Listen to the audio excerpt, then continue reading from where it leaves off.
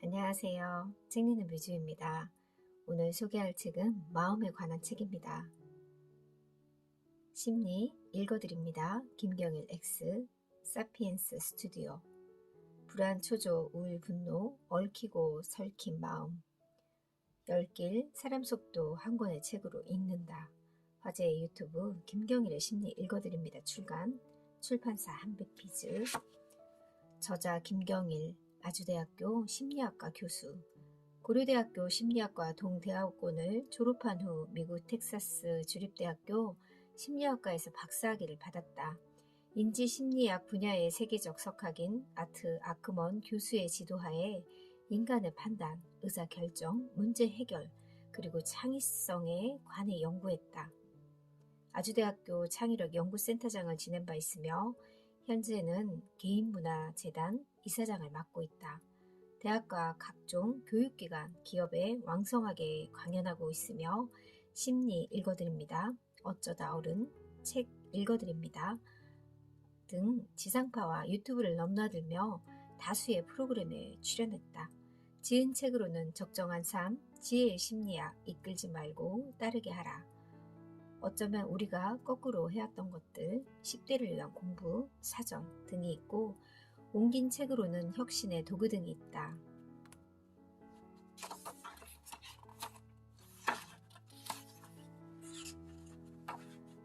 프롤로그, 사피엔스 스튜디오 그 시작. 사피엔스 스튜디오는 2명의 의기투합으로 시작했지만 우리가 선택한 그 길에 등불을 켜주신 분이 있습니다. 바로 김경일 교수님, 대한민국 최고의 인지 심리학자이십니다.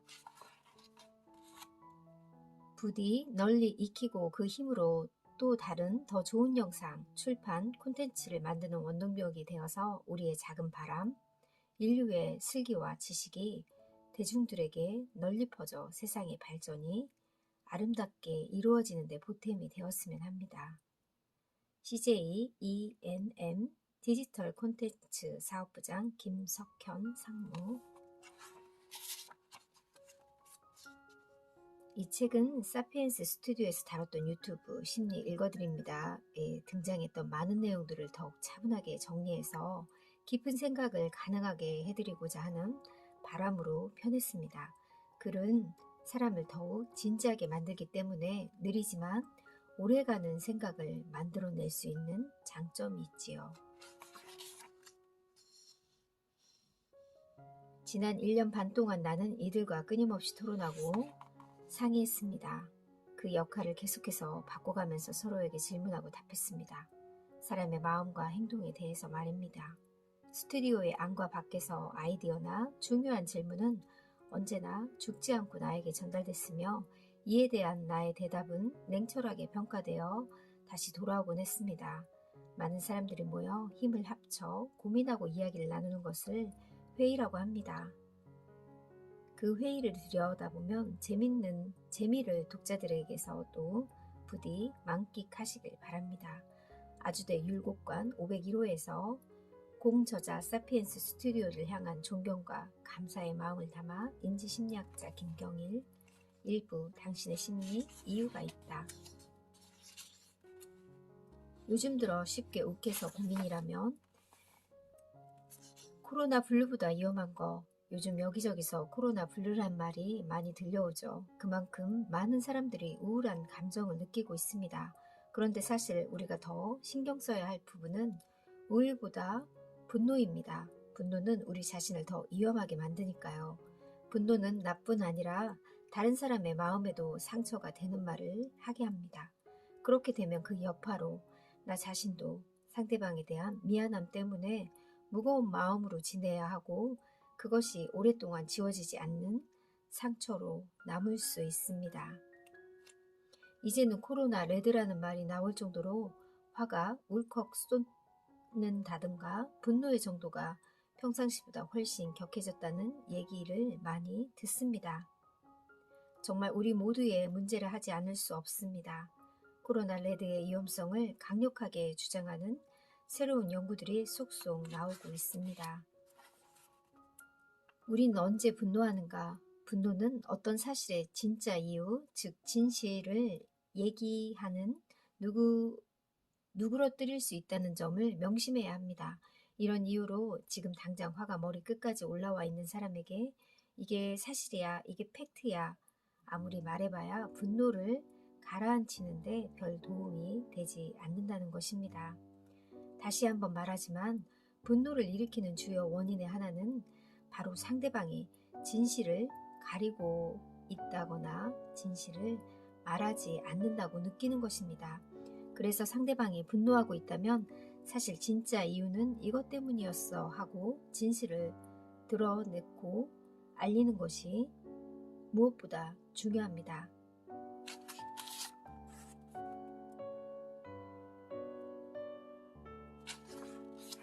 인간은 분노하면 더 쉽게 속고 시야가 좁아진다. 분노에는 함정이 있습니다. 바로 분노하면 더 쉽게 속는다는 것입니다.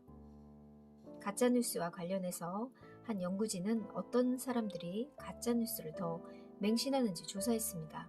그 결과 일반적인 사람보다 분노를 더 많이 느끼는 사람이 가짜뉴스를 더 잘 믿고 더 쉽게 퍼뜨린다는 결론을 얻었습니다.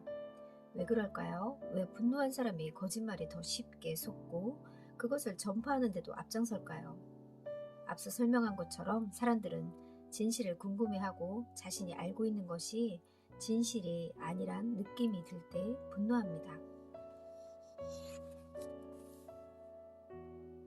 가짜뉴스의 무서운 점은 또 있습니다. 우리가 가짜뉴스에 한번 그렇구나 하는 느낌을 받으면 그 다음부터는 사실이 확인돼서 진짜 진실이 무엇인지 제대로 알게 돼도 이전에 가졌던 믿음을 쉽게 굽히지 못하는 게 된다는 것입니다. 그러니 가짜뉴스나 확인되지 않는 사실을 얘기할 때 얼마나 조심해야 하는지 잘 알 수 있습니다. 분노에는 또 다른 함정이 있는데 분노하면 상대방만 보고 자신을 보지 못한다는 것입니다. 분노한 사람은 한 가지 원인 혹은 한 사람만 보면서 그곳으로부터 출발해서 역으로 과거 속으로 들어가게 됩니다. 그래서 여러 가지 이유를 잘 보지 못하고 한 가지 이유를 선택하는데 이것이 다른 모든 원인과 이유를 덮어버립니다. 이를 기억의 역추적 일반화라고 합니다. 그렇다면 근거나 분명한 분노와 근거도 없이 강하기만 한 분노를 가르는 기준은 무엇일까요? 바로 내가 얼마나 예민한 상태인지, 내가 얼마나 나 자신을 보지 못하는지를 기준으로 판가름할 수 있습니다. 분노를 잠재우는 현명한 방법. 인간의 몸은 참으로 신기합니다. 걸으면 발바닥이 자극을 받으면서 뇌의 편두체가 약화되고 해마가 활성화됩니다.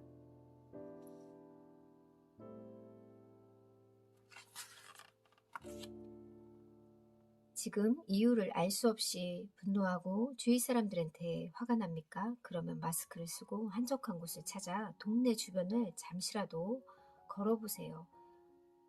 의외의 치유 효과를 경험할 수 있을 겁니다.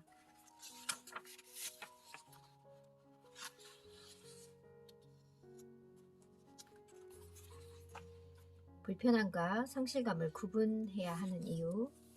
상실감은 좀 다르죠. 팬데믹 때문에 불편함을 느끼고 어려움을 토로한다고 하지만 사실 상당수는 상실감에서 비롯되는 감정입니다. 상실은 말 그대로 잃어버린 거죠. 빼앗긴 겁니다. 우리는 아주 좋아하는 소중한 일이나 더 중요하게 생각하는 사람을 잃을 때 쉽게 상실감에 빠져듭니다. 인간은 왜 불편함과 상실감을 혼돈할까?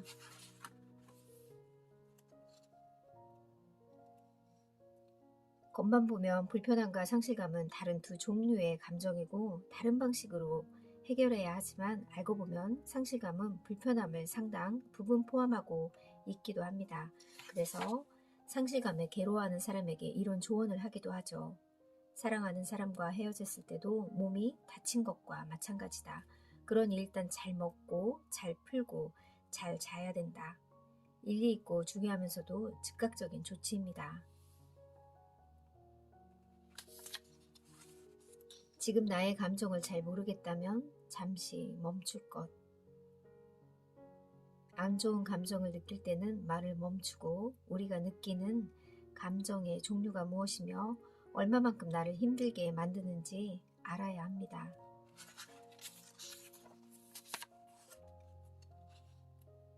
상실과 혼란의 시대를 현명하게 사는 법. 불편함과 상실감을 구별하지 못하는 전형적인 상황이 이런 순간입니다. 인간은 왜 이런 무의식적 욕구와 부적합한 인식의 지배를 받고 있을까요? 절묘한 이유가 있습니다. 우리의 욕망을 여러 가지 것으로 채우며 살아가기 위해서예요. 한 가지에 만족하며 살아가지 않고 다른 것들로 욕망을 다양하게 채워서 만족의 빈도를 높이기 위한 전략이죠. 지금 팬데믹으로 인해 어떤 감정을 느끼고 있나요? 불편함이 느껴지나요? 그것은 사실 상실감일 수도 있습니다. 감정을 잘 모르겠다면 잠시 멈추세요. 우리는 모두 상실과 혼란의 시대를 현명하게 살아갈 수 있습니다. 팬데믹으로 함께 시간이 길어져 불편해진 가족관계. 가족은 나와 가장 가까운 사람들입니다. 그런데 가족과 함께 보내는 시간이 왜 불편할까요? 또 앞으로 여러 이유에서 가족과 함께 보내는 시간이 늘어날 텐데 그럼 이 불편함을 어떻게 해결해야 할까요? 가족끼리 왜 이래? 가족 간에도 격식이 필요합니다. 이 예의의 격식이 핵심입니다.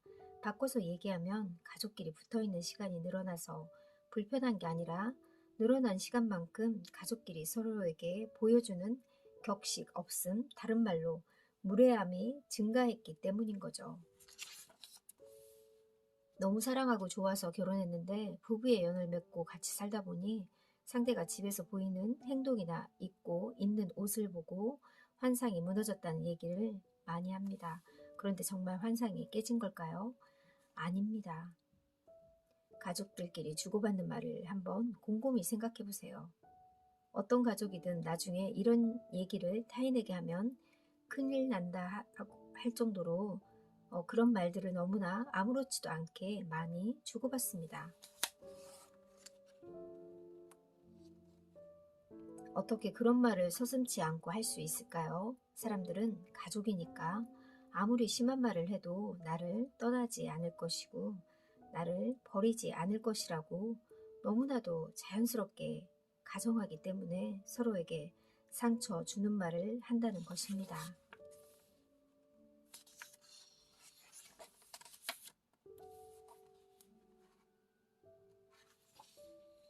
가족 갈등 현명하게 피하는 법. 가족과 같이 있는 시간이 많아질수록 힘든 순간도 많아진다면 옷차림부터 바꿔보세요. 가족과 같이 있는 시간이 많아질수록 일상적으로 하는 공동생활에서 관한 계획표를 짜야 합니다. 예를 들어 오늘은 뭐 하지?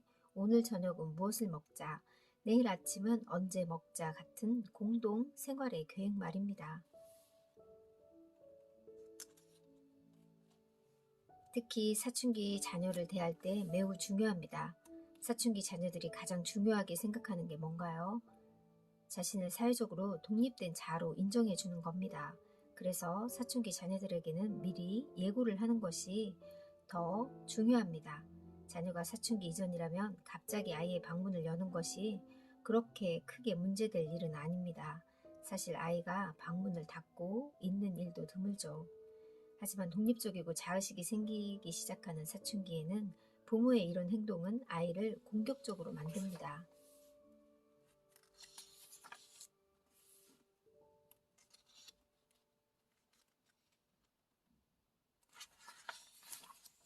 가까운 사이일수록 감사의 표시를 더 확실하게.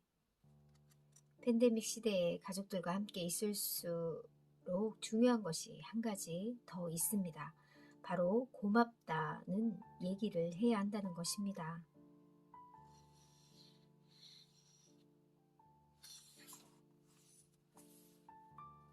가족끼리 있을 때 생겨나는 불편함은 모두가 느끼는 감정입니다. 그렇기 때문에 가족끼리 집에 있을 때도 일종의 격식이 필요합니다. 꼭 기억해야 할 말이 있습니다. 다시 한번 강조하겠습니다. 가족도 타인입니다. 우리는 가족이란 이름 아래 너무 무례하고 격식 없는 언행을 많이 하고 있습니다.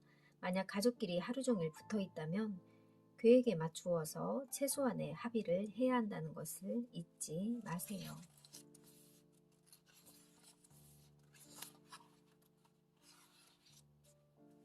당신의 늘어난 충동 구매에는 이유가 있다. 팬데믹 시대 우리가 쇼핑을 멈출 수 없는 이유. 2020년 해외 온라인 쇼핑은 전년 대비 무려 48% 증가했다고 합니다. 흔히 쇼핑 중독이라고 표현을 하는데 그보다는 쇼핑과 몰입이 더 정확한 표현이라고 생각합니다. 중독이라고 하는 것은 내성이라든지 금단 증상 같은 것이 반드시 동반되어야 하기 때문이죠. 하지만 우리는 쇼핑을 하지 않아도 괴롭지 않을 방법이 얼마든지 있습니다. 그래서 저는 마약 혹은 알코올 관련해서 흔히 쓰는 중독이라는 표현보다는 쇼핑에 과도하게 몰입하고 있다는 측면에서 과몰입이라는 표현이 더 적절하다고 생각합니다. 우울하기 때문에 쇼핑에 빠진다.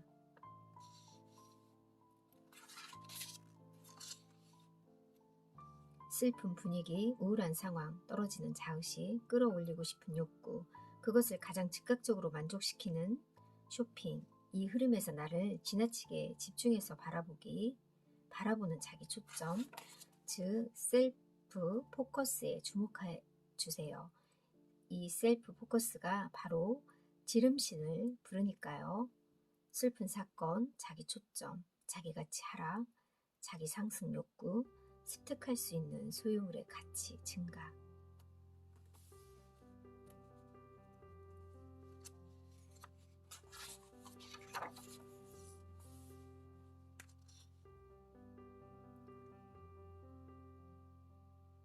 쇼핑 과몰입으로부터 벗어나기 위한 한 가지 방법이 더 있습니다. 라면을 드셔보세요. 배가 부르면 실제로 내 마음의 허기를 다른 물건으로 채우고 싶은 쇼핑의 욕구도 적절히 진정됩니다. 정말 이 말은 많이 공감을 합니다. 우리가 마트를 가거나 물건을 사러 갈 때 배가 고프기 전에 쇼핑을 하면 더 물건을 좀 많이 사는 것 같고요. 배부른 상태에서 가면 확실히 물건을 덜 사게 되는 경험을 저도 많이 했거든요.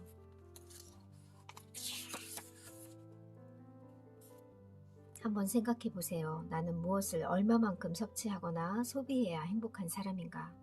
얼마나 많은 것을 소유해야 만족할 수 있는 사람인가? 가만히 생각해 보면 가지고 싶었던 물건으로 욕구를 채우는 방법은 만족의 지속 기간이 생각보다 짧습니다. 오히려 소박하고 큰돈이 들지 않는 일들도 나 자신에게 보상해 주었을 때 만족감이 더 크죠. 행복한 사람들은 공통적으로 한 가지 특징이 있습니다. 그 사람들은 내가 나에게 어느 정도 보상해야 하는 마음속에 오늘 하루 만족했다라는 느낌이 드는지 또 그렇게 할 수 있는 방법과 수단을 평상시에 잘 파악해 두고 있습니다. 국수, 한 된장국, 한 사발, 따끈한 국수, 구수한 된장국 한 사발, 따끈한 국수 한 그릇에도 느낄 수 있는 만족감을 잘 기억해 두고 이 팬데믹 시대를 내 삶의 작은 만족감들을 하나하나 찾아갈 수 있는 절호의 기회로 삼아보면 어떨까요? 흐린 날씨가 현명한 소비를 만든다.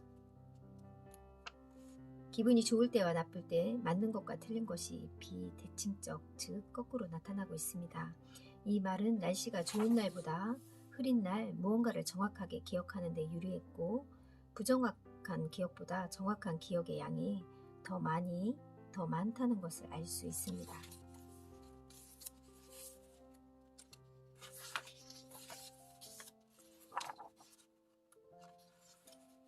지름신을 막는 쇼핑법에 대해 다시 한번 정리해 볼까요? 첫째, 쇼핑하기 전 물건의 리스트를 작성하고 더불어 내가 생각하는 가격을 반드시 매겨보세요. 둘째, 우리는 생각보다 날씨의 영향을 많이 받는 존재입니다. 셋째, 내가 아닌 다른 사람들을 위해서 물건을 샀다고 생각해 보세요.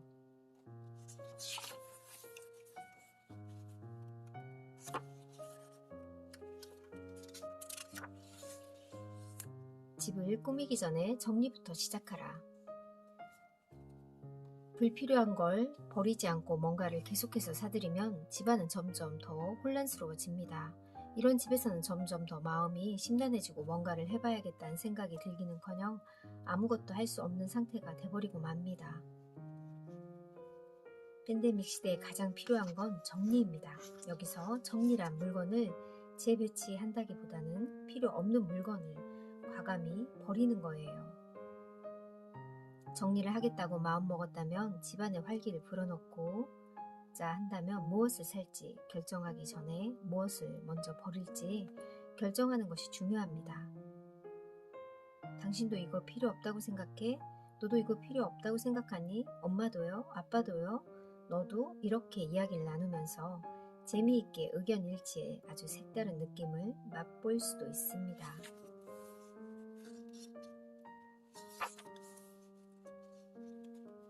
이사를 앞두고 있는 분이라면 혹은 언제가 될지 모르지만 앞으로 이사를 하게 된다면 짐을 들여놓기 전에 먼저 아무것도 없는 빈 공간의 사진을 찍어보세요.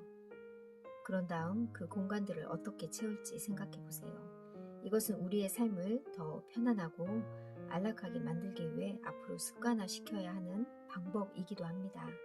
나에게 필요한 것은 내가 가장 잘 알고 있죠. 그렇기 때문에 빈 공간을 보고 객관적으로 생각하는 게 중요합니다.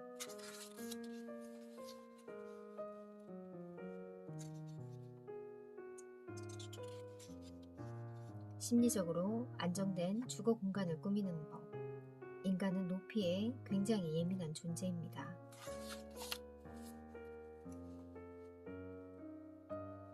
집에 안정감을 주는 또 하나의 방법은 모든 책을 한 방으로 몰아넣는 것입니다. 책은 지식이죠. 많은 사람이 지식은 가볍지 않고 무겁다고 생각합니다. 도서관처럼 책이 많이 쌓여있는 공간일수록 사람들은 사담을 적게 나눕니다. 책이 싹 빠져나간 공간에서는 굉장히 쉽게 떠들기도 하죠.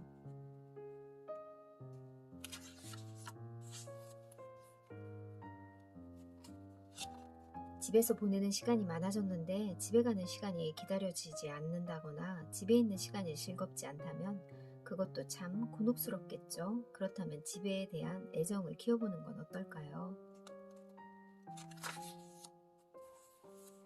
집을 어떻게 하면 더 편안하고 즐거운 공간으로 만들 수 있을지 얘기해 봤습니다. 가장 중요한 것은 집에 뭘 사서 꾸밀지보다 뭘 버릴지를 먼저 생각해 보아야 한다는 거 잊지 마세요. 일과 삶의 하모니가 중요하다. 워라벨이라는 말을 들어보셨을 겁니다. 일과 삶의 균형이 중요하다는 뜻에서 생겨난 말이죠. 요즘 여러 가지 측면에서 많은 것들을 다시 생각해 보게 하는 단어입니다. 직장에서 보내는 시간이 지나치게 길어질수록 또 다른 축인 일상적인 삶이 무너집니다. 그런데 집에서 일하면, 즉 재택근무를 하게 되면 직장에 있는 시간과 집에 있는 시간이 명확히 구분되지 않기 때문에 오히려 일과 삶 양쪽이 다 무너지는 악순환이 발생되기 쉽습니다.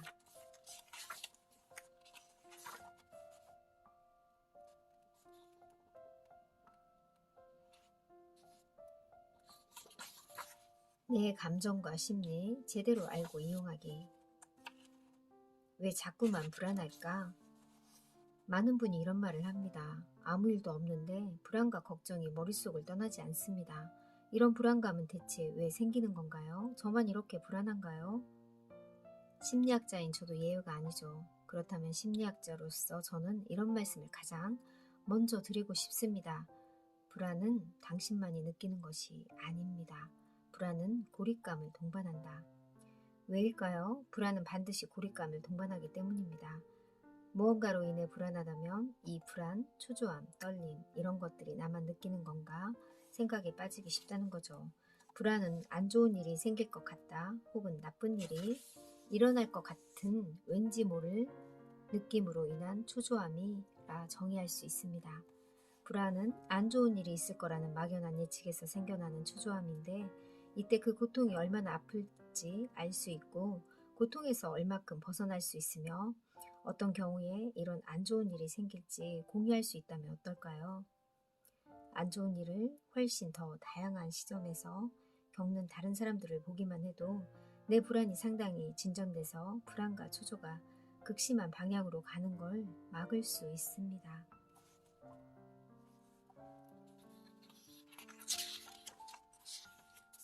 불안을 유용하게 쓰는 법. 먼저 나와 같은 불안을 겪고 있는 사람들을 만나고 그들과 같이 이야기를 나누면서 생각이 극단적이거나 엉뚱한 방향으로 흘러가지 않도록 해야 합니다. 그렇게 나의 불안을 적정한 수준으로 유지하게 된다면 이제 다음 단계로 넘어가고 또 다른 조치를 취해야 합니다. 바로 팩트, 즉 사실을 알기 위해 움직이기 시작해야 합니다. 우리가 불안한 이유는 불안에 대한 정확한 사실을 모르고 있기 때문입니다.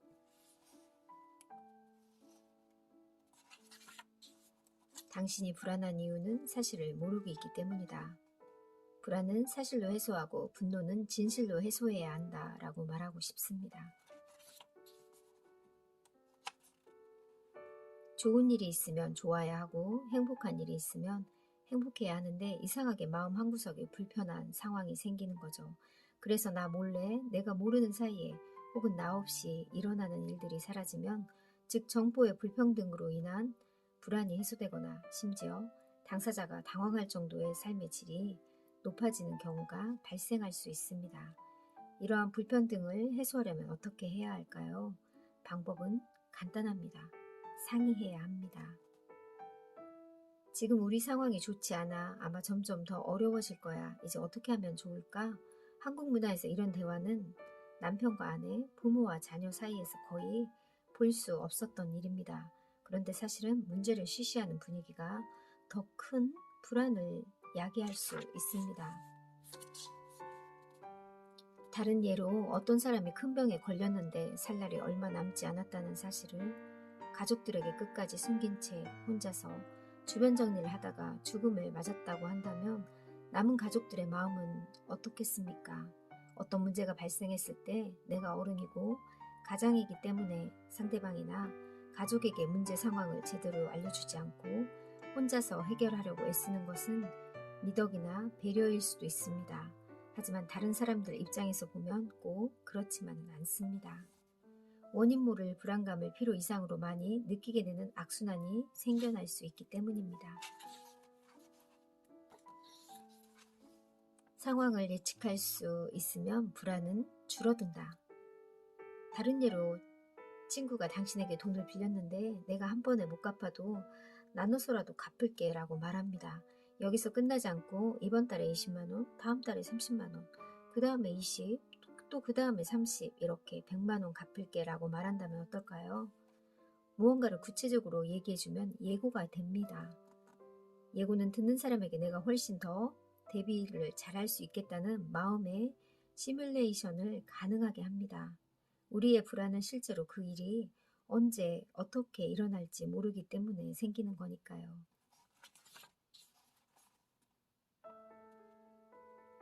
당신이 불안한 이유는 사실 모르기 있기 때문입니다. 소크라테스가 말했죠. 너 자신을 알라. 마찬가지입니다. 불안을 없애고 싶다면 너의 불안을 알라. 지금 불안하다면 일을 잘게 쪼개라. 팬데믹 시기에 대청소는 가급적 삼가는 것이 좋습니다. 대청소라는 것은 말 그대로 큰 대청소이죠. 가족들에게 자, 우리 맨날 집에 있으니까 대청소 한번 할까라고 말하는 것은 가뜩이나 불안하고 예민하게 있는 사람에게 크고 부담스러운 일을 떡하니 안겨줌으로써 일도 하기 전에 지치고 막막하게 만드는 것입니다. 이런 행동은 동기부여도 안 되죠. 어떻게 해야 할까요? 대청소 역시 작은 청소로 쪼개야 합니다. 팬데믹 시대에는 일을 잘게 쪼개는 것 못지않게 중요한 것이 있습니다. 바로 만나는 사람의 크기와 단위를 쪼개는 것입니다. 심지어 온라인 회의도 마찬가지입니다. 제 경험상 전체 대학원생 15명을 모아놓고 한 학기 내내 15번 회의를 하는 것보다 15명을 1대1로 한 주에 한 명씩 만나고 중간쯤 필요한 시점에 15명 전체가 모여서 회의를 한번 하는 것이 훨씬 더 효과적인 지도가 된다는 것을 깨달았습니다. 마음이 불안하거나 상황이 불확실할 때는 일이든 만나는 사람이든 평상시보다 규모나 단위를 더 잘게 쪼개는 지혜가 그 어느 때보다 절실합니다.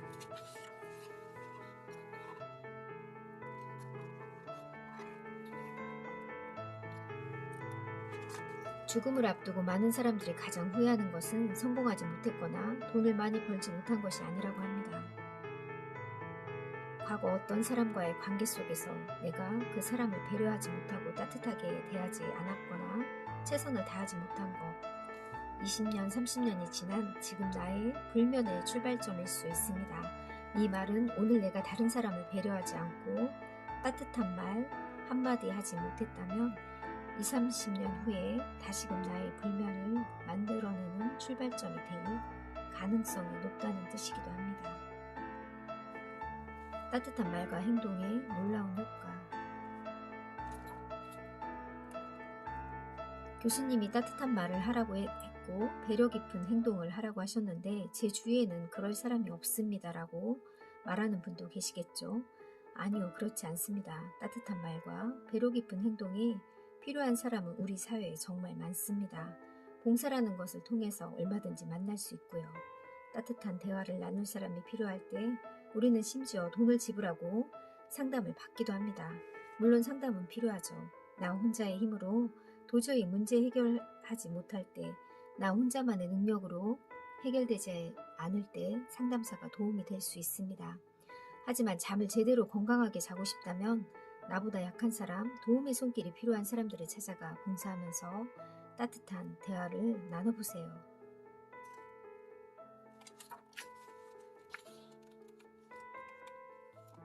위로보다는 격려해주는 사람을 만나라. 무기력증에 빠져나오기 위해서는 내가 무기력증이라는 구렁텅이에서 잘 빠져나올 수 있도록 도와줄 수 있는 사람을 만나야 합니다.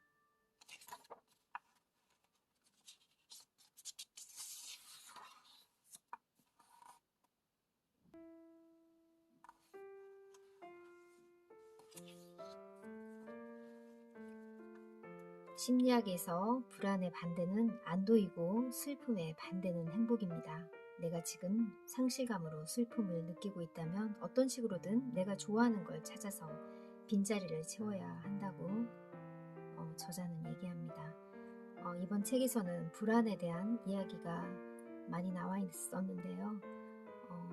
그 불안한 마음을 해결할 수 있는 방법을, 나만의 방법을 찾아보는 데 도움이 되는 것 같습니다. 감사합니다.